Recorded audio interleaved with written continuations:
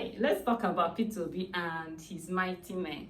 Now, it's obvious that Peter Obi took the world by storm in the last presidential election in Nigeria.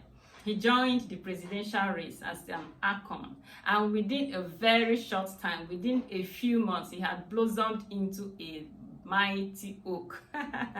Now, it's obvious that he enjoyed the love and favors of Nigerians of every tribe and tongue, especially the youth.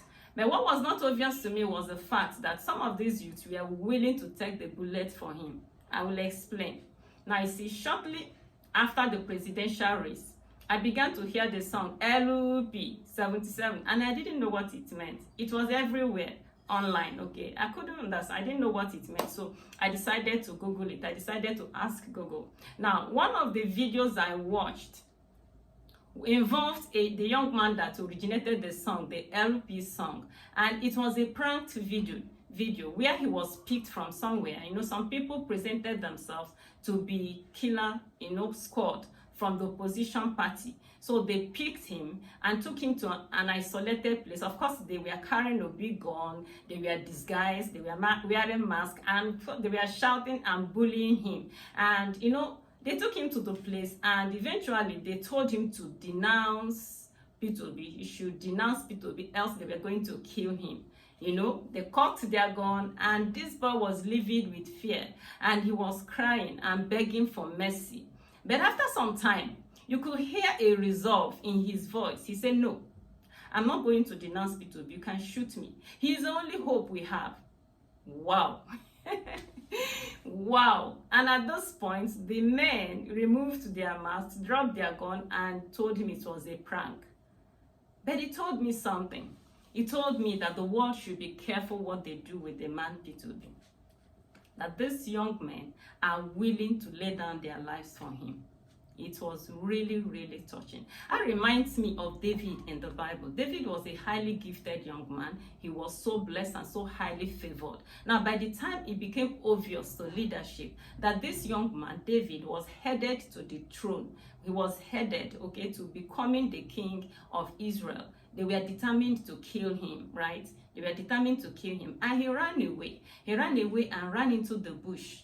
But the Bible said that hundreds of young men who were in debt, who were distressed, and who were discontented ran after him, Reminds me of a lot of Nigerian youths. They say the men that ran after David were men who were in debt. They were young men, they were in debt, they were distressed, and they were discontented. They ran after David and joined him in the forest.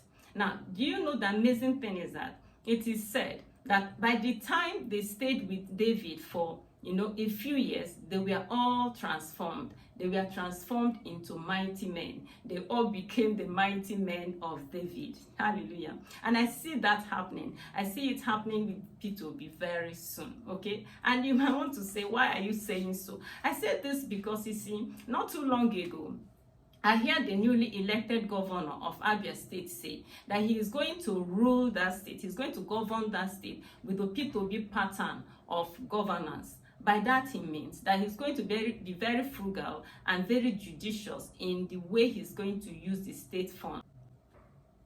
He means that he's going to pay the salaries, he's not going to owe gratuities, he's not going to owe pensions, and he's going to be fair to everybody.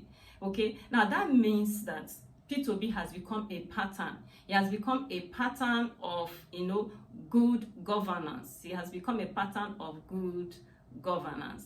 Now, beyond the governor and what he said, I have equally seen online a lot of young people, a lot of people saying that they will pattern their lives after Peter Obi. Now, by the time when they see all the love and respect that trail him, everywhere Peter Obi goes, you see a lot of love, a lot of respect, a lot of honor. Young people are saying that if this is the fruit of honesty and integrity, that they are willing to toe that line, they are willing to follow that pattern.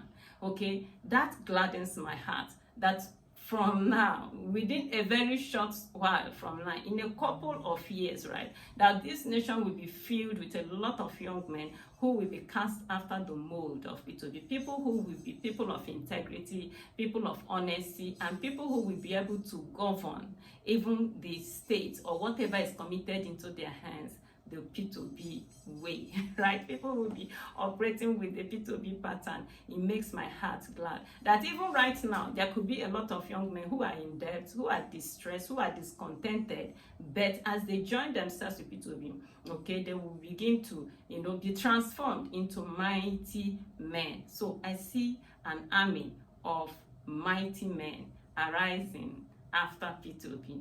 Thank you so much for joining me in this video. Please drop your comment at the comment section. Let me know what you think about this video. And if you've not subscribed to my channel, please subscribe to my channel. Give me a thumbs up. And I want to encourage you to watch the next video that YouTube will be recommending to you. And until I come your way next time, stay positive, stay enthusiastic, and stay blessed.